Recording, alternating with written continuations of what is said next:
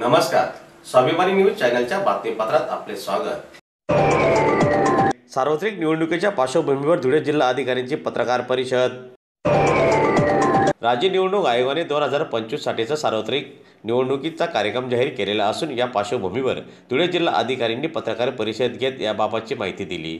त्यानुसार जिल्ह्यातील शिरपूर, तरवाडे, दोंडाईचा तरवाडे व पिंपळनेर या 3 नगर परिषदा आणि शिंदखेडा नगर पंचायतीच्या सार्वत्रिक निवडणुका होणार आहेत।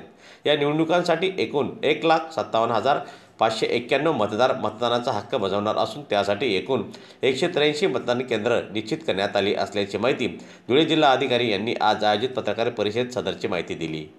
एक नगर पंचायतमध्ये इलेक्शन कंडक्ट होणार आहे। त्यामध्ये शिरपूर, वरवाडे, दोंडाईच्या वरवाडे, पिंपळनेर या नगर परिषद आणि सिंदखेडा या नगर पंचायतमध्ये सार्वत्रिक निवडणुका प्रस्तावित आहेत। याचा जो अधिसूचना आहे ती 6/11/2025 ला जाहीर करण्यात आली आहे आणि या निवडणुकांमध्ये 1,57,591 एवढे लोक मतदान करणार आहेत। त्यापैकी 78,014 ही स्त्री मतदारांची संख्या आहे आणि 79,576 एवढी पुरुष मतदार संख्या आहे। आपल्याकडे 183 मतदार केंद्र आहेत आणि 4/11/2025 रोजी सायंकाळी 4 वाजेपासून मॉडेल कोड जे आहे ते इनॅक्ट झालेलं आहे। बघा, जे नगर परिषद आणि पंचायत एरिया आहे त्याचा जे ज्युरिस्डिक्शन आहे तिथे मॉडेल कोड आहे। रूरल एरियामध्ये मॉडेल कोड नाही आहे।